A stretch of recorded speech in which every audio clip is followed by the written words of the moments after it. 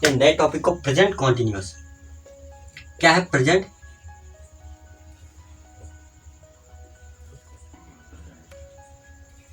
हम लोगों ने यहाँ पे प्रेजेंट एंड डेफिनिट के बारे में देख लिया। अब हम लोग चल रहे हैं प्रेजेंट कॉन्टिन्यूअस के बारे में देखने। अब प्रेजेंट कॉन्टिन्यूअस में जो पहला हम लोग देखेंगे वो होगा प्रेजेंट सिंपल सेंटेंसेस के लिए। सिंपल के लिए केवल सिंपल लिख देता हूँ, सेंटेंसेस तो ऑफकोर्स आप लोग लिख सकते हो। तो देखो सिंपल सेंटेंसेस के लिए जो स्ट्रक्चर बनाओगे वो कैसे बनाओगे।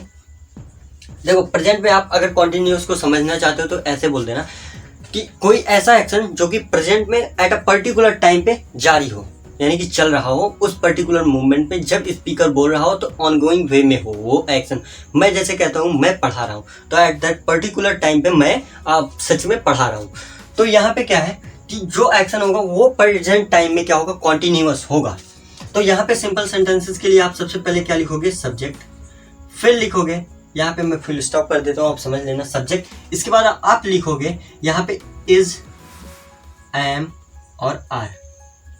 फिर वर्ब की फर्स्ट फॉर्म में आईएनजी, यानी कि कॉन्टिन्यूअस एक्शन को दिखाने के लिए, क्योंकि अगर मान लो मैं चल रहा हूँ तो यहाँ पे वर्ब तो सिंपल यानी कि हमारी वर्ब हुई, बट उसे हम कॉन्टिन्यूअस प्रोसेस में बनाने के लिए क्या करेंगे, उसमें आईएनजी लगाते हैं, जिसके बारे में भी मैंने उस वीडियो में चर्चा की है। तो आप ये समझो कि इस वीडियो में मैं बहुत सारी चीज़ें आपको थोड़ा आगे ले जाके कर रहा हूँ, क्योंकि उस वीडियो में मैंने बहुत एक्सप्लेन तरीके से आपको बताया। तो सब्जेक्ट लिखने के बाद इज, आर, एम, और इनमें से इसके बाद वर्ब की फर्स्ट फॉर्म, इसके बाद क्या लिखोगे, ऑब्जेक्ट, और ऑब्जेक्ट के बाद होगा फुल स्टॉप। तो आप यहाँ पे क्या कर सकते हो, सब्जेक्ट और इज, आर, एम कैसे आएंगे इसे समझ लो। इज जो हमारा होगा सिंगुलर जो सब्जेक्ट होंगे उसके लिए आप यूज करोगे इज का, प्लूरल वर्ब के लिए करोगे आर का, और इसके बाद क्या करोगे, आई के लिए आप यूज करोगे एम का। ओके, अब देखो इनमें हम ये नहीं बात करने वाले हैं कि एम को हमने बाहर क्यों रखा। ये जो बात करेंगे वो जो हमारी कॉन्सेप्ट्स की वीडियोज आएंगी हम लोग उनमें इन चीज़ों के देख रहे होंगे। अभी हमें केवल स्ट्रक्चर्स को देखना है, तो हम बेस लेवल पे केवल स्ट्रक्चर्स को ही देख रहे हैं। तो आप इसमें एक सेंटेंस में बता देता हूँ, जैसे मैं कहूँ मैं पढ़ा रहा हूँ, तो मैं क्या कहूँगा, आई एम, आर या इज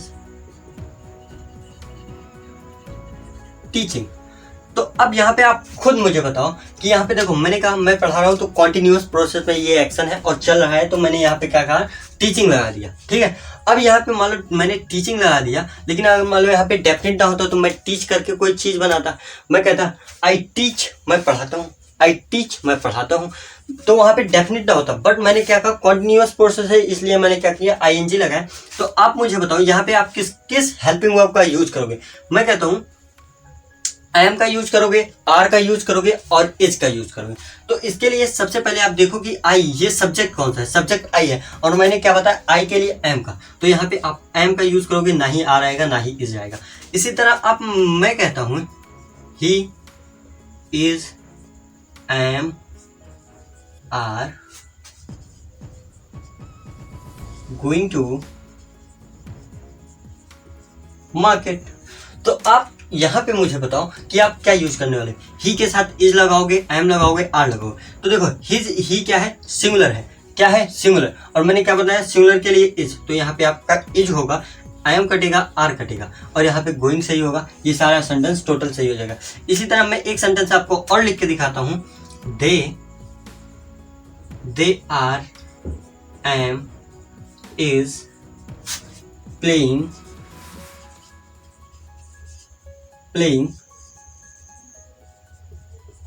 क्रिकेट। अब यहाँ पे आप क्या करोगे, यहाँ पे आप मुझे बताओ दे के साथ आप क्या यूज करोगे, इज का यूज करोगे, एम का यूज करोगे या आर का। मैंने क्या बताया, प्लूरल, ये सब्जेक्ट है प्लूरल, और प्लूरल के लिए क्या बताया, आर, तो यहाँ पे आर होगा सही, एम होगा गलत, इज होगा गलत, और ये पूरा सेंटेंस होगा सही।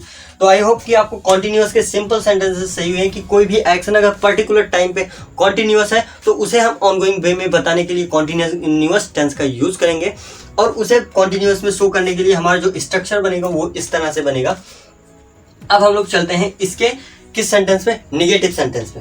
तो चलिए हम लोग इसके निगेटिव सेंटेंस पे चलते हैं और इसके निगेटिव सेंटेंस को बनाते हैं। तो इसे नोट कर लिया करो आप लोग। अब चलो हम लोग चलते हैं इसके निगेटिव सेंटेंस पे। तो देखो निगेटिव भी बनाने के लिए ज़्यादा कुछ डिफिकल्ट नहीं करना है, बस इसी में क्या करना है आपको, निगेटिव के लिए निगेटिव के लिए क्या करोगे, subject plus is, am, are और प्लस में नॉट। ओके, और सेम टू सेम यहाँ पे फुल स्टॉप लगा देना, सेम टू सेम इसी में हो जाएगा is not, are not, am not, am not. अब इस पे मैं एक आध दो एग्जांपल्स हम लोग देख लेते हैं कैसे करोगे। मैं कहता हूँ, यहाँ पे थोड़ा गंदा लग रहा है, मैं लिख ही दे रहा हूँ। यहाँ पे क्या करोगे, वर्ब में आईएनजी, ओके, और इसके बाद लिखोगे ऑब्जेक्ट और इसके बाद लगाओगे फुल स्टॉप। अब यहाँ पे क्या करना है, अब मैं एक आध दो सेंटेंस बोल रहा हूँ, आप करो। देखो क्या करोगे मैं बता रहा हूँ। मैं कहता हूँ जो अभी सेंटेंस है, मैं कहता हूँ मैं स्कूल नहीं जाता हूँ। मैं स्कूल, आई एम या इज या are not going to school. School, तो अब मुझे यहाँ पे बताओ क्या यूज करोगे। आई के साथ एम का यूज करोगे, इसका यूज करोगे और आर का यूज करोगे। मैंने यहाँ पे सब कुछ लिखा है, आप जल्दी से कमेंट, जल्दी से क्या आप खुद की कॉपी में लिखो इसे कि आई के साथ क्या करोगे, एम का यूज करोगे, इस कटेगा, आर कटेगा, नॉट गोइंग टू स्कूल। इसी तरह आप किसी भी प्लूरल को लेके, अगर प्लूरल लेते हो सब्जेक्ट तो वहां पे आर आ जाएगा, और अगर सिंगुलर लेते हो तो इज आ जाएगा। तो हम लोग निगेटिव सेंटेंसेस के बारे में भी देख लिया। अब हम लोग चलने वाले हैं इंट्रोगेटिव सेंटेंसेस में। मैंने कहा था ना कि हम लोग अगर एक को कर लेते हैं, अच्छे से समझ लेते हैं, तो हमें बहुत आसानी होने वाली है सभी टेंसेस को करने में। अब यहाँ पे देखो कितने जल्दी हो रहे हैं। अब यहाँ पे अगर हम बात करें किसकी, इंट्रोगेटिव।